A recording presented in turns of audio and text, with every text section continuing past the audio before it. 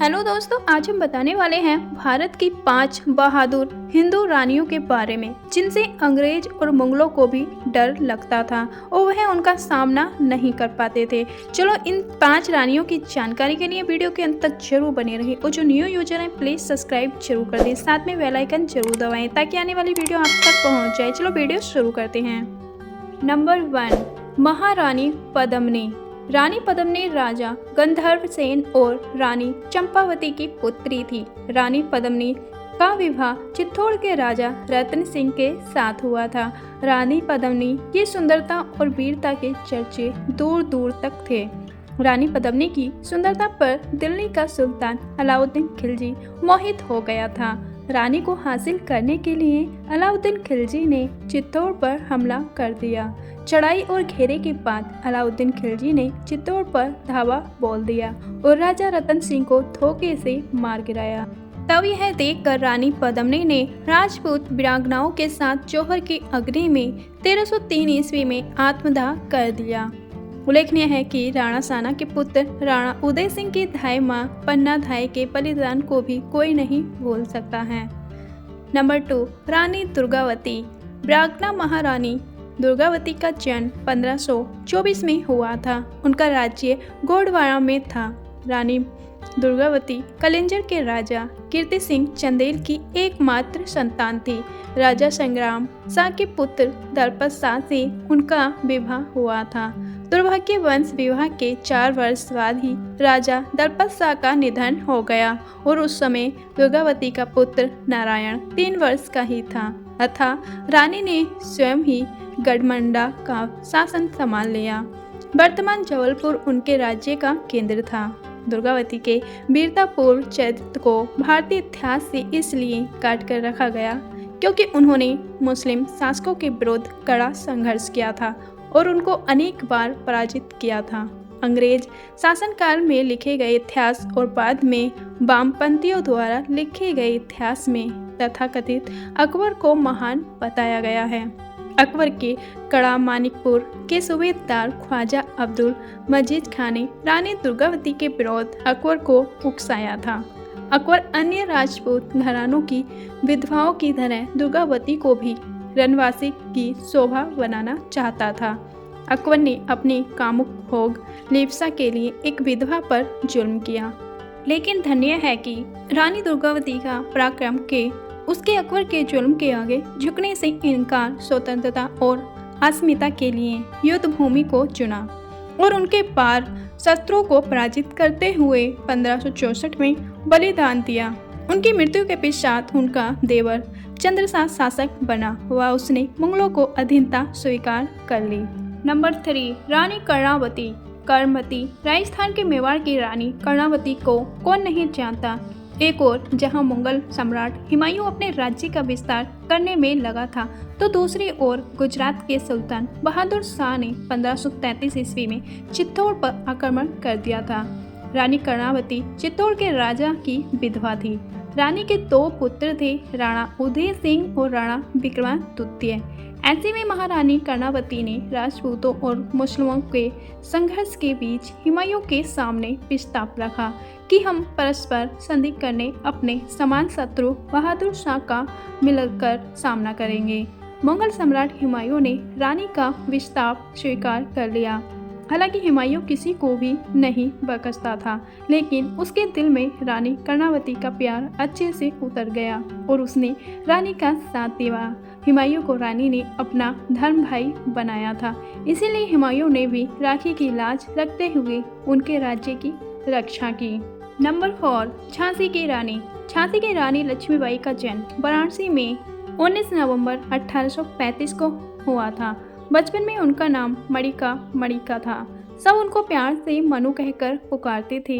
सिर्फ 4 साल की उम्र में ही उनकी माता की मृत्यु हो गई थी, इसीलिए मनु के पालन पोषण की जिम्मेदारी उनके पिता पर आ गई थी। 1842 में मनु की शादी झांसी के राजा गंगाधर राव से हुई। शादी के बाद मनु को लक्ष्मीबाई नाम दिया गया। 1851 में उनको एक पुत्र रत्न की प्राप्ति हुई, लेकिन मात्र 4 महीने बाद ही उनके पुत्र की मृत्यु हो गई। उधर उनके पति का स्वास्थ्य बिगड़ गया तो सबने उत्तराधिकारी के रूप में एक पुत्र गोद लेने की सलाह दी। इसके बाद दामोदर राव को गोद लिया गया। 21 नवंबर 1853 को महाराजा गंगाराम की भी मृत्यु हो गई। इस समय लक्ष्मीबाई 18 साल की थी और अब वे अकेली रह गई, लेकिन रानी ने हिम्मत नहीं हारी। वह अपने फर्ज को समझा और दामोदर को गोद ले लिया। उस समय वहां अंग्रेजों का राज था। ब्रिटिश सरकार ने बालक दामोदर को झांसी का उत्तराधिकारी बनाने से इनकार कर दिया और वे झांसी को ब्रितानी राज्य में मिलाने का षड्यंत्र रचने लगे।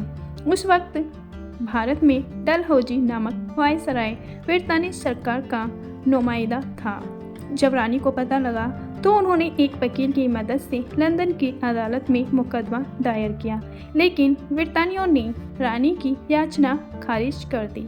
मार्च 1864 में ब्रिटिश सरकार ने रानी को महल छोड़ने का आदेश दिया, लेकिन रानी ने निश्चय किया कि वे झांसी नहीं छोड़ेगी।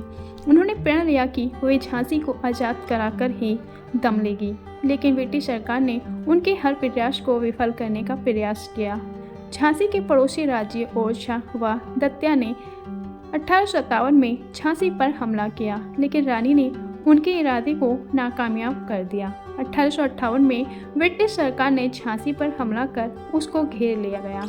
वह उस पर कब्जा कर लिया, लेकिन रानी ने साहस नहीं छोड़ा। उन्होंने पुरुषों की पोशाक धारण की, अपने पुत्र को पीठ पर बांधा, दोनों हाथों में तलवारें ली, वह घोड़े पर सवार हो गई। वह घोड़े की लगाम अपने मुंह में रखी।